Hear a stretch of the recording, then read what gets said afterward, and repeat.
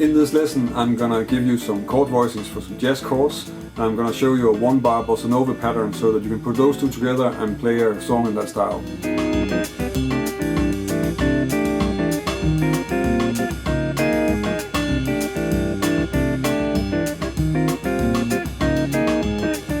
I've been asked quite a lot to make a video explaining how I play these bossa nova and samba patterns that I'm using in some of my other videos. And I decided to make it into a small series because I think each of these grooves kind of deserve a video of their own, and also I think it's a better way to work on it if you take one groove at a time, listen to some examples of it and really work on that to get the feel down a bit, and then move on to the next groove. The first thing we need is some jazz chords to play the groove with. If you're familiar with jazz chords already a bit, then you probably know these already, and I'm just going to go over them quickly and then talk a little bit about how I play them, because some of the places I make some choices because then they're easier to fit into the groove. The first chord is a C minor 7. So I'm playing the root with the second finger, and it's on the 8th string in the 3rd fret. And you probably notice that even though I'm saying it's a C minor 7, it's actually a C minor 7 with a 9. But since I'm sort of coming out of a jazz tradition, we tend to not really mention all the extensions, because you could play this one, but you can of course also just choose other voicings, and it's going to be depending on taste whether that works. So that's why I'm calling it a C minor 7. That's going to be the same throughout all the chords. The second chord is an F minor 7, and that's just the same voicing moved up to the 8th fret. Then we get a D half diminished, and that's this one. And the way it's going to fit in the groove, when you play a bossa nova pattern, you have an alternating bass, so you're going between the root and the 5th in some cases. And if you want to do that with this voicing, sometimes people play it like this,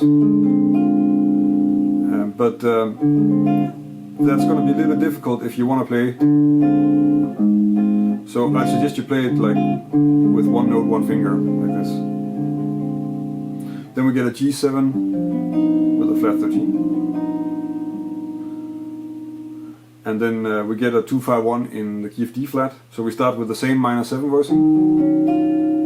And then we go to A flat 7, that's this one. Which of course, again, is really, this voicing is an A flat 7 with a 13. And then a D flat 6-9.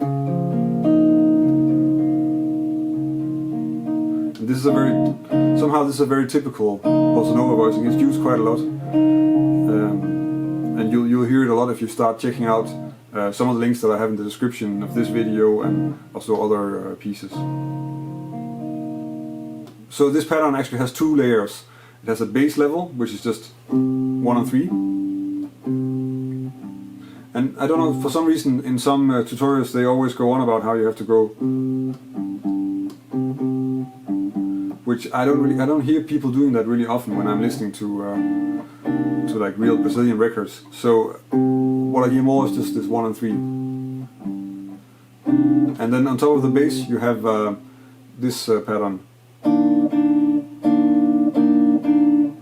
So you need to combine those two, and then that should be this.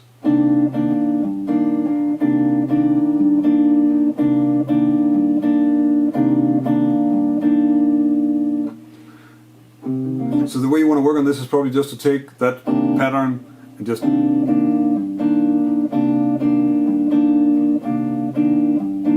spend some time just playing it, get it to feel natural and easy. You might want to do it with a metronome just to have an idea about whether you're in time, because especially the last part of it has a tendency to rush a bit. Maybe try it out on the different chords. So the chords to the song that I'm using in this video is just Blue Bossa, which ironically is not even a bossa nova, and it's not a Brazilian piece, and I mostly just chose it because there are not that many chords, and it's a 16-bar form, so it's kind of easy to cover. And I think maybe in other lessons I'm gonna take like a real Chopin piece or something like this, but in this one I'm using Blue Bossa because it's a common piece, and a lot of people already know it. That's also an advantage. So now we have that pattern. So when you have, most of the time you can alternate the bass line because the root of the chord is on the 5th string. Whenever you have a root on the 6th string, I just play the same root twice. So So I don't move up to, like, what would that be? It would be this. Because it doesn't sound that nice. In this case, of course, also not, because I have a flat 13 in the chord. So I just double the root here. Or double in the sense that I repeat it. And then we have, of course, the D half diminished, which I already talked a bit about. Because this is a chord with a flat 5, so that means that we need to do this. And you can do that if you don't like the sound of it. You can always just double or repeat the roots again.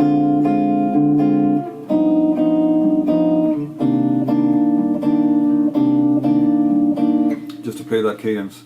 I think what you also find is Bossa Nova is not a very strict kind of music. So I think in Cuban music you'll find a lot more. They're more strict about what rhythms work with each other and what doesn't work with each other.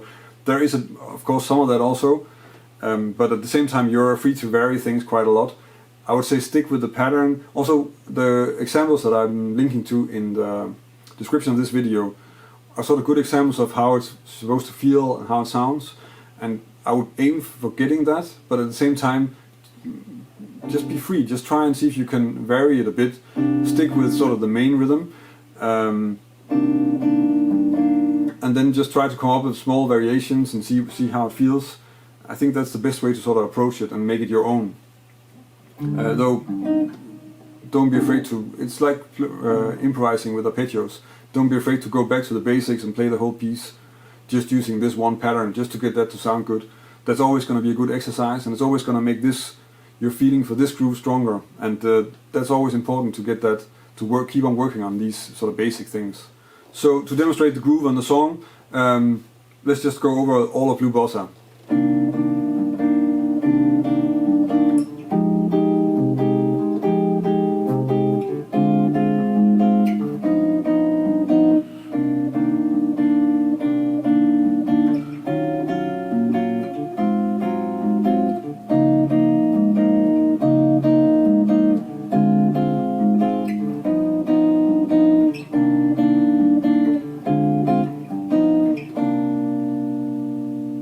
So you probably noticed that I'm playing my semi-hollow, which is of course not traditionally you would use a classical or at least a nylon string guitar when you're playing this style of music. I just happen to like this guitar better, and it sounds a little bit better in the lessons than my nylon string that's hanging behind me here.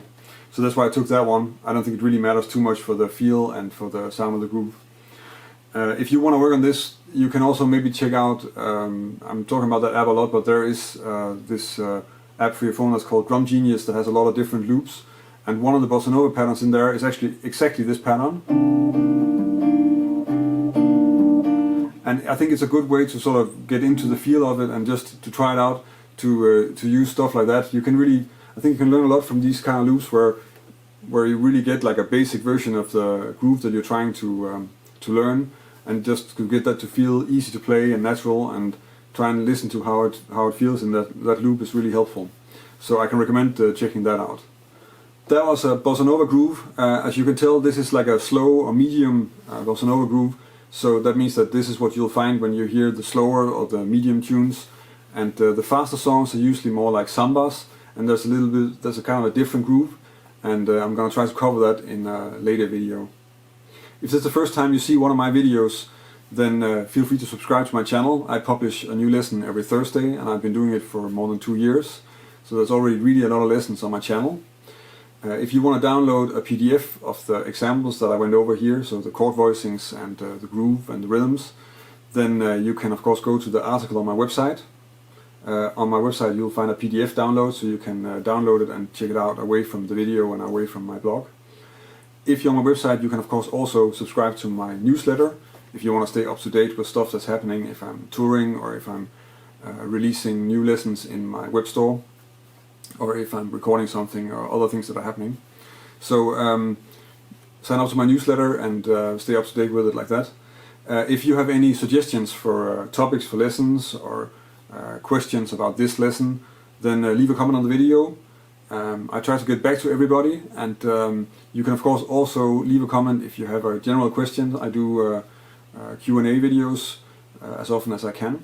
and sometimes it's nice to hear what you guys have questions on, and maybe I can explain how I approach things at least. And maybe somebody else will also chime in the comments. That's also happened quite a few times. If you don't want to leave a comment on the video, you can also connect with me on social media. I'm on Instagram, Facebook, Twitter, Google+. So you can connect with me there and stay up to date in that way. That's it for this week. Thank you for watching, and until next week.